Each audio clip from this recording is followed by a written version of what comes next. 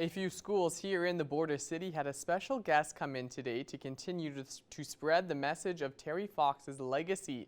Fred Fox made his way in Lloydminster to visit 4 schools and share his brother's message to all the students. For the 42nd annual Terry Fox Run, Fred is excited to be back in person and travel across Canada to raise funds for cancer research.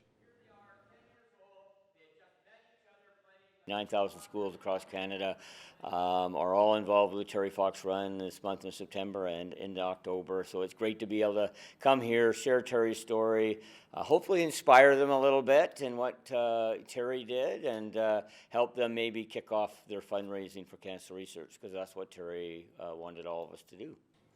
Holy Rosary High School, Winston Churchill, St. Joseph, and École St. Thomas were Fred Fox's stops for the day. At each school, he gave a presentation on his brother's story and even ran a couple of laps outside with the kids. The key is to always say that they're just like Terry. Terry was just an average guy, but accomplished many things through a little bit of hard work. And one of the things that he would say as he was running across Canada was, we'll all be touched by cancer in some way. We might not get it personally, but family member, a friend, and it's as important today as it was 42 years ago to raise money for cancer research, and that's what the schools do. They're inspired by Terry, but they're also making a difference and helping others, and that's what Terry wanted them to do, and it's amazing they can do that. From these 4 schools alone, students have raised over $20,000 towards cancer research over the past 7 years. Fred Fox's next stops will be in Edmonton and then Calgary. The annual Terry Fox Run is this Sunday, September 18th. However, if you can't run on Sunday but would still like to take part, there are some other events taking place in Bonneville. Our Thomas Wildman has more. Today we have Les Parsons, the organizer of the Bonneville Terry Fox Run, and he is here today to talk about what's going to be happening at the Terry Fox Run and why he cares so much about this great event. And so, Les, I'll start with that. Why is the Terry Fox Run so important to you, and why are you helping promote it for Bonneville as well as the surrounding Lakeland area? Well, Thomas, it's personal. 16 years ago, I was in top shape, coaching some Olympic caliber athletes in cross-country skiing, cross-country running. It was just before Thanksgiving. I was living in Quebec City and coaching at the time. I felt kind of rough, passed out, went to the doctor. Long story short, he said, you've got, some serious tumors in your stomach and possibly your liver. So I went into the hospital. A few days later, they pulled out my whole stomach and half my liver. And so it was personal. You hear family members and friends who get cancer, but when it's that a close call of a death, then it's personal. The other part of it is, I'm the same age as Terry Fox. I was at university with all my buddies. Every night in residence, we'd sit around and have a beer and watch this guy hobble across Canada, and we were super inspired. And even for a bunch of 17, 18-year-old, 19-year-old guys, we were really, really saddened when he died. Like, it just shook us to the core, because he was becoming our hero. Like, we're like, man, we couldn't run a marathon with 2 legs, and this guy's doing it on 1. So it's a double-edged personal thing for me. And then Bonneville, of course, is having their own Terry Fox Run. Why don't you tell me a little bit about each of the runs that are running, because they're not only going to be on Thursday, there's also going to be a few runs running throughout this weekend. So right across Canada, the typical day is this year, September 18th. There'll be thousands of Terry Fox runs across the country. I helped organize it the last couple of years during COVID, so the numbers are really low. But the other factor was, a lot of people aren't available on Sunday at 1 o'clock. People have different schedules with their families, their works and things. So I thought, why not run a few options? So this year we've got 4 different options for the Terry Fox Run. On Thursday, we've got a Terry Fox Run right at the Jesse Lake Park. I'm just going to make sure I got my right detail for this, because I don't want to mislead anybody. But yeah, so Thursday at between 4 o'clock and 6:30, we're meeting at the Jesse Lake Splash Park. You can show up anytime. And we're going to run 2 different trails at the same time. Some people are going to follow the traditional Jesse Lake walking path, which is a beautiful paved trail that goes along Jesse Lake. And then I've created a Jesse Lake tree trail that winds its way through these monster giant trees along Jesse Lake. So that'll be the options for Thursday. And then we're doing the same thing on Sunday at 8 o'clock in the morning and 1 in the afternoon. That's a typical Terry Fox run. And this is open to people with wheelchairs, dogs, strollers, bikes, walkers, joggers, runners. In the past, it was a 10-kilometer run. Now it's just as many kilometers as you want and just a participation thing. And then because I traveled the same tough trail as Terry Fox, I would run a Terry's Tough Trail, and that'll be on Saturday out at Murray Lake at the MD Park. And they've got a beautiful campground out there with incredible trails. So they follow the Murray Lake cross-country ski trails. So between 9 and 11 o'clock on Saturday morning, we're running Terry's Tough Trail. It's a cross-country running trail, ski trail, lots of uphills and downhills. It's a beautiful wide path. It goes all through the forest. There's lots of hills on it. So it'll be more an adventure, a hike for families, a jogger, run people that want to do a bit more of a run or a race, but it's really about participation. So we've given people 4 options, hoping they can make one of those opportunities. Thank you so much for all the information about all the Terry Fox runs that will be happening in and around the Lakeland and Bonneville area. And we encourage people to come from any community to join us. They can go to the Terry Fox Run website, click on a sponsorship sheet. They can just show up and pay a loonie, a toonie, $5, whatever, every dollar matters. So that's what we're doing, is providing hope for people who've had cancer. For the 6th year, Lloydminster and District Co-op will be giving back to local school breakfast programs with Fuel Good Day. And this year we'll also see a return of rural schools from around the region. Fuel Good Day is returning to the Lloydminster Co-op on September 20th. I'm joined today with Chase Scarf, the Vice President of Operations for the Lloydminster District Co-op. Chase, first of all, can you share with us what's planned for this year's Fuel Good Day? Yeah, you bet. So again, this is our 6th annual Fuel Good Day here in Lloydminster. All 4 of our gas bars are participating, north, south, east, and west. And so 5 cents from every liter sold, and that's going to go to the Lloyd Catholic School Division and Lloyd Public School Division breakfast programs. Now, this year marks a full-scale return of Fuel Good Day. The rural barbecues that have taken place in the past but haven't happened in a while are coming back this year. Yes, absolutely. So yeah, we've been unavailable to do that for the last couple of years, so we're excited to bring that back. We've got Lashburn, Neilburg, Kitscotty, and Marwayne. So we're going to have representatives from the school there on site to have barbecues at all locations. Those are running from 4 till 7. All proceeds from that go to their own school division breakfast programs. So we're excited to be hosting that. In addition to the barbecues, we also have some limited edition Feel Good Day donuts and cookie slices that proceeds are going to be going to the breakfast programs as well. So we're excited about that. Can you talk about the importance of bringing the community together to rally to support a good cause and make a difference here in the region? I mean, it's very exciting. Our community is so great at supporting this initiative. I mean, to date, almost $40,000 has been raised over the past few years. And so we're looking forward to adding on to that. And again, it's nice to get the rural schools involved again so they can have some funds for their breakfast programs. And like I said, the city always supports us. So we got some great residents here in Lloydminster and surrounding areas, and we're hoping they come out again to support us. It definitely feels like this year is going to be a little more exciting, having the rural barbecues back. People can come, fill up, and have 5 cents a liter going towards breakfast programs. But having these rural barbecues, I think, are really going to make Fuel Good Days a big event this year. Absolutely, and I think you've seen around town, people are eager to get out to these kind of events that have been put on hold for the last couple of years. So, we're very excited to bring them back. Well, Fuel Good Day is taking place on September 20th. It runs from 5:30 until 10 p.m. on that Tuesday. So make sure you head out to support a good cause here in the community. Chase Scarf, thank you so much for your time today. I'd just like to thank all the city of Lloyd and the surrounding communities for their support over the last few years. And please come fill up your tanks on Tuesday, September 20th. And now it's time for us to check in with Shelby Clark, who has a first look at your evening weather forecast.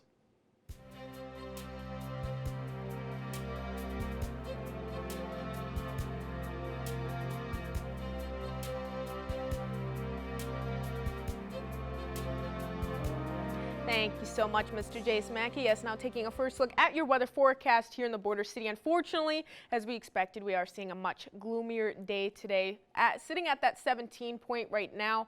We haven't been seeing too much sun peeking behind those clouds either, so definitely we're seeing a lot more of a cloudier day today, but hopefully everybody still enjoyed it. You know, it was still, you know, we are heading more into the fall season, so we are going to be cooling down quite a bit, but we will be picking it back up for the next few days later on in this week. Switching now to temperatures across the region for Alberta and Saskatchewan. On the Alberta side, most spots are kind of sitting the same as where we are looking at in the Border City, with between that 16 to 17 mark in most spots. 18 in St. Paul, while Marwayne is just at that 19, as well as over in Wainwright. Cold Lake is seeing the coolest temperature with that 11, and then going over to Vegreville and Edmonton, they are looking at the warmest conditions with that 20 and 22. Switching over to our Saskatchewan side, they are looking slightly cooler compared to our Alberta side. So although they're matching with us in most spots with that 17 mark in most areas, some spots like Meadow Lake, Green Lake, St. Walburg seeing slightly cooler with that 15, 13, and 16, as well as over in Pearsland. Maidstone is also at that 16, while down in Macklin, they're matching with us here at 17 degrees. In North Battleford, it's just at 18. For North Battleford, they will be going down to that low of 8, so we are kind of seeing between that low of 8 to 10 range right now for our evening lows, so not too bad of a single digit, I would say, for our evening low temperatures. Then tomorrow, warming it up to 22 with a mixture of some sun and cloud. Cold Lake will be going down to a low of 7, so cooling down slightly from what they saw last night, but still not seeing too bad, right under that low of 8 mark. Then tomorrow, seeing 20 degrees, so warming up quite a bit in Cold Lake and seeing a lot more of a sunnier day. And for us here in the Border City, we will be unfortunately cooling down quite a bit tonight with that low of 6. So we will be warming it back up for our evening lows later on in the week. And then tomorrow, look at that, we'll be seeing 21 with a mixture of some sun and clouds. So don't worry, we will be warming it up here pretty soon. And now ending off with taking another look at one of your fishing photos and weather submissions. Thank you to everyone that submitted some nice photos for our new contest. This one is hilarious. I love to see that big smile on the face there of the mullet and the fish. From Ashley, thank you. And just to add again, if you want to win this some Shakespeare fishing rods and a catch fishing book, make sure to enter on our Facebook page. That's all I have for now. We'll have more coming up after the break.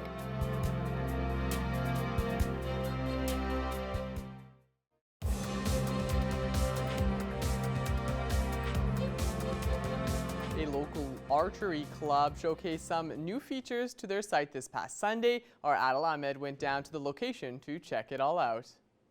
The Lloydminster area and archers showcased some new features this past Sunday in their grand opening. It consists both of field paper targets and 3D targets. So it's cut into the bush and it's a little bit open in that, and it's got hills in it and various shots that may deceive people a little bit. So we're looking forward to all the activity. Residents from town and even as far as Fort Saskatchewan came in over the weekend to spot the new features. And so far, they're impressed with what the facility has put together. Phenomenal. Like I never did a field shoot before, and I loved it. It was perfect, so yeah. And the 3D, you can't beat it. Honestly, they did a lot of work building the course, and I really like it. They did very good building it. Making these features come to light is something that takes not only the community's support, but sponsors as well, which the archery club is thankful for. Sponsorship is huge, and Lloydminster is a prime case of great sponsorship. We just came through a 2-year pandemic, and people are a little bit itchy to actually do some sponsoring in that. We just had a fantastic response from our sponsors, and without that, you can't do it. In addition, the facility also has a 3D course indoors. I was so intrigued by it that I decided to give it a go myself. Let's just say I'll be ready for the next Hunger Games. For Primetime Local Sports, I'm Adel Ahmed. All right, it's time now to check in with Shelby Clark, someone who I know would like to go check out that archery range. I'm sure she has a look at weather.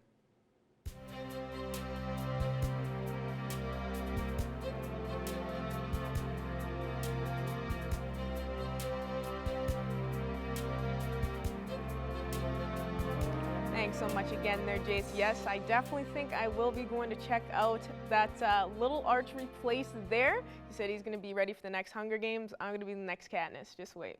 It's coming. But now looking a little bit more into our extended weather forecast here. We're going to be starting off with our central zone of our provinces and starting off with the Alberta side.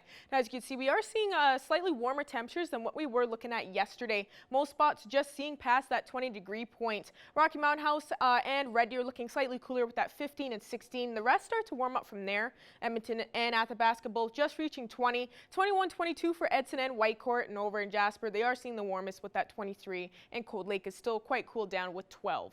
And switching over to our Saskatchewan side, they are looking slightly warmer than what they were looking at yesterday as well, but slightly cooler than what we are seeing on our Alberta side compared. 18 and 19 in most spots over on this end for Prince Albert, Melfort, and North Battleford. Down in Saskatoon, they are just hitting that 16 point, and over in Meadow Lake, they are slightly cooled down as well with that 13. But now going over to our northern zone, they are seeing kind of the same conditions as what they were looking at yesterday. 17 degrees in most spots over on this end, 18 down in La Ronge, as well as up in Stony Rapids, 16 for both Uranium City and over in South End, while Wollaston Lake is just at that 15. So slightly warmer with some spots still seeing those single digits yesterday, but now they are moving back up closer to that 20 point. And switching back over to our Alberta side for our northern zone, they are looking quite warm as well, with Fort Chipewyan hitting that 20 degrees, 22 over in Grand Prairie, while it is 19, 18 in most areas over on this end, and high levels just a few degrees cooler compared to the rest. And going over to our southern area now, surprisingly, they're actually matching with us in our central zone, 23 and 20 in Lethbridge and Medicine Hat. So the fall season definitely is hitting the southern area for sure, as they are cooling down quite a bit. No longer seeing those 30 to 35 temperature range. 14 up in Coronation, while it is 19 and 17 in Banff and Calgary. Those areas are looking slightly cooler compared to Lethbridge and Medicine Hat. And going over to our Saskatchewan side, they definitely have dropped down quite a bit temperature-wise than compared to yesterday, when they were seeing well past that 20 degrees. Now they are seeing way less. 14 in Regina, as well as over in Kinnersley, while as 15 in Yorkton, 16, 17 for Moose Jaw and Swift Current, and Estevan is also just seeing 17. But now going back across the region, looking at what we will expect throughout our evening and throughout the night, we will be cooling down in some spots, with some even seeing that low of 3 and 4 tonight. Low of 5, Meadow Lake will be expecting, while most spots will be expecting that low of 6 degrees. And Unity and Isla Cross will be expecting the warmest with that low of 8 and a low of 11. But most spots will be seeing pretty calm conditions, while Pearson and Isla Cross will be seeing a high chance of that precipitation. Looking at our 3-day forecast for here in the border city, get ready to see those 21s across the board here for Wednesday, Thursday, and Friday. And we will be seeing a mixture of some sun and cloud although for the rest of the week pretty much. So just be prepared. We'll be seeing a little bit more sun than what we did see today. And ending off with seeing another look at one of your weather photos. This is a beautiful one, seeing those lights up there and seeing nice little, what would you call those little, I can't even remember the name of those, but they look really nice. This one is from Kara, so thank you so much for these submissions, everyone. That's all I have for now. RJ Smacky will have more news coming up after the break.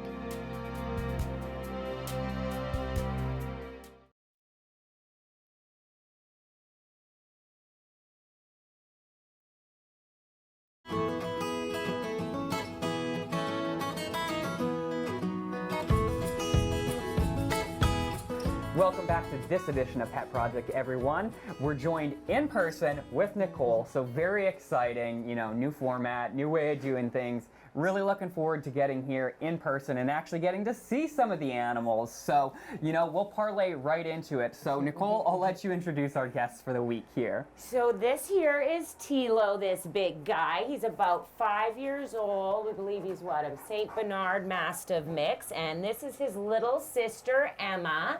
So they were in the shelter before. They did go out to a farm near Calgary, but unfortunately they're not the greatest with livestock. So they would do really good on an acreage just with no other livestock, but they're also couch potatoes as well. So if you have a big house with a big backyard, they would do perfect. They're good with other dogs. A little selective on cats. They do good with cats in the home, not so much outside. They are a bonded pair because Mr. Tilo here cannot live without his sister.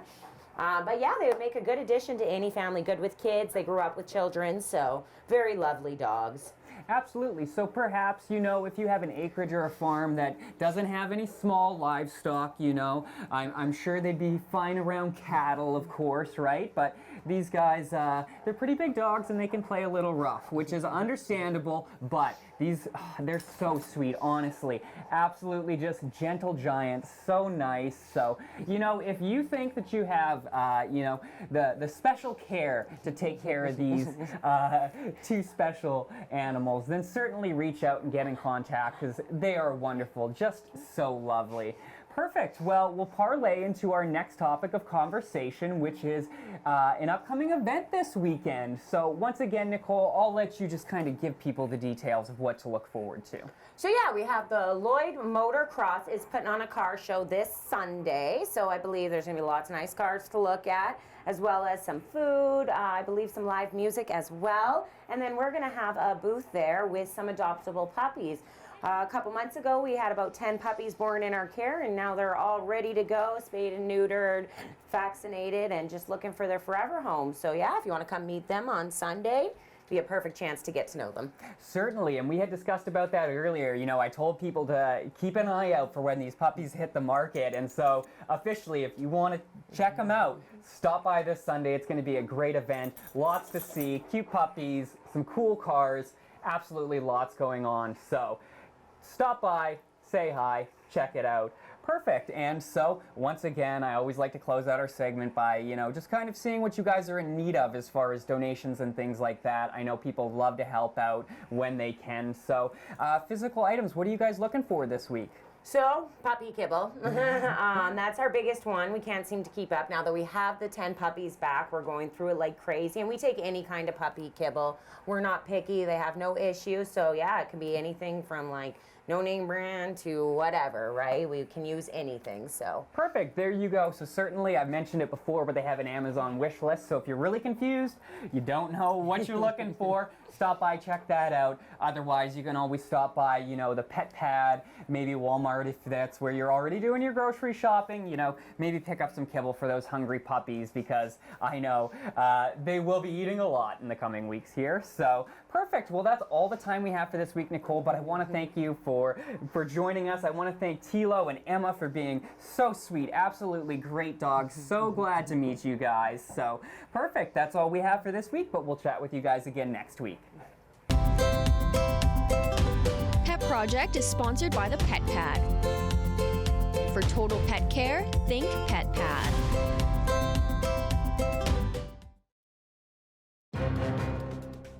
Furniture set and design supplied by Furniture Gallery and Furniture House, downtown Lloydminster.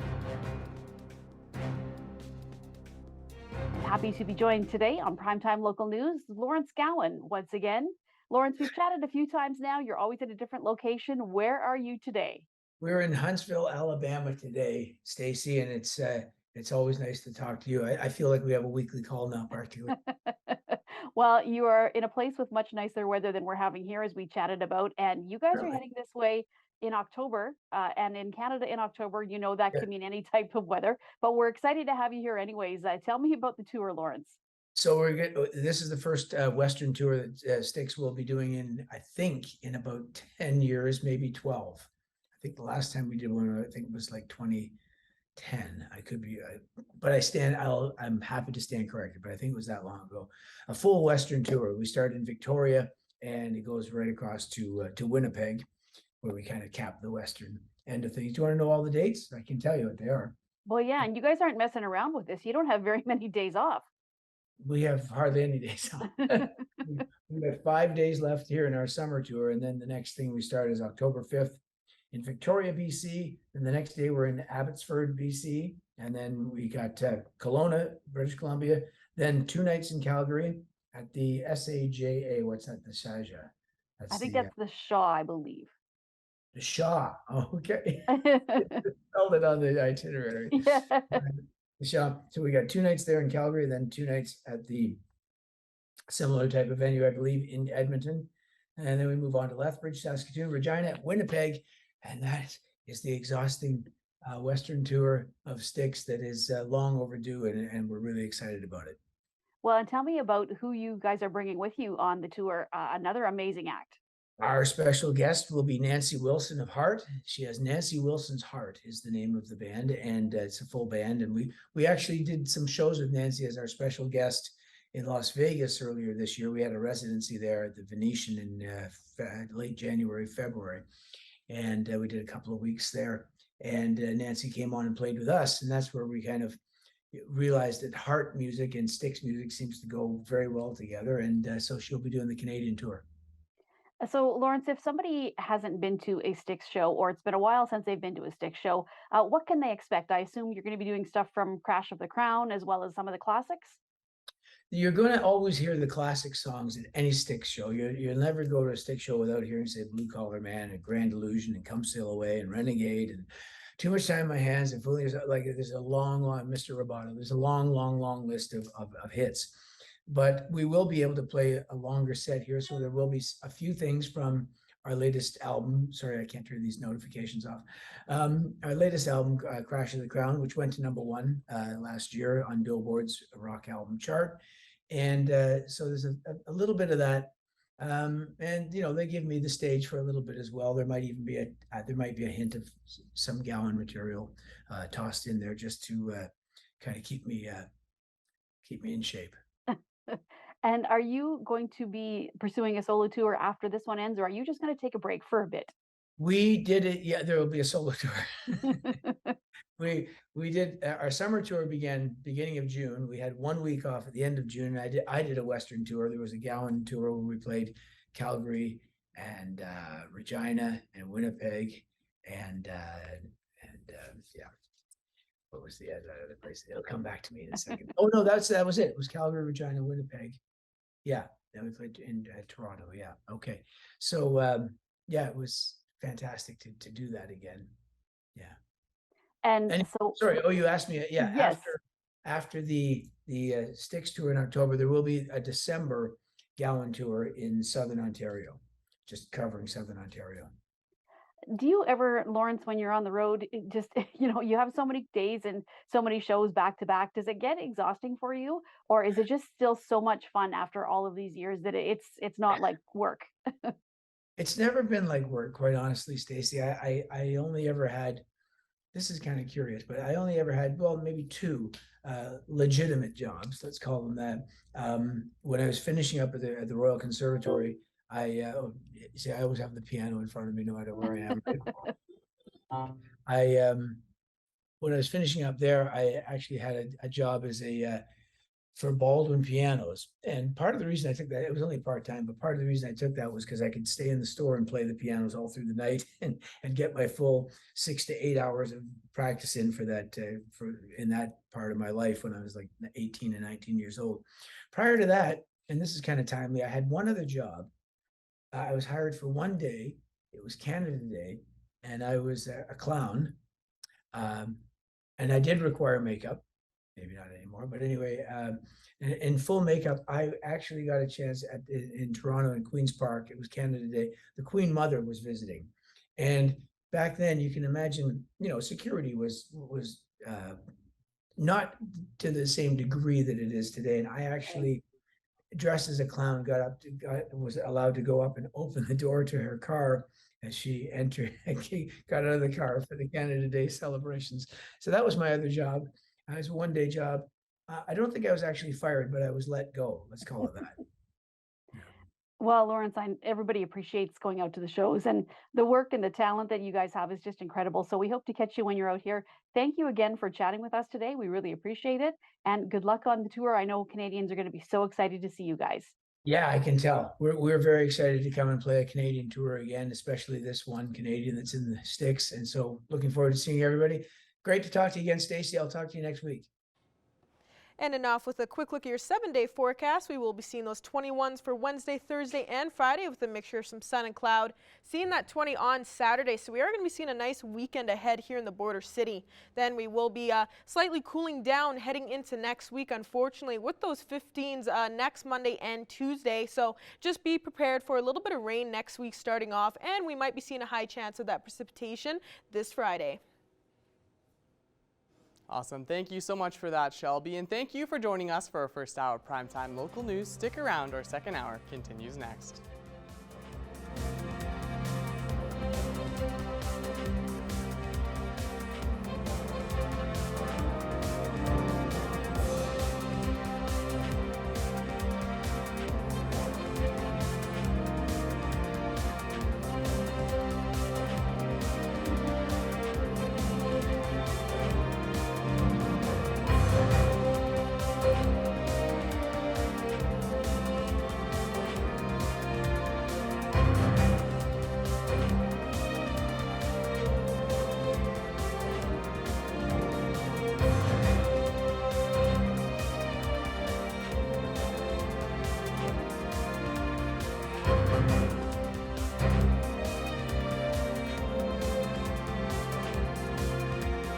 News.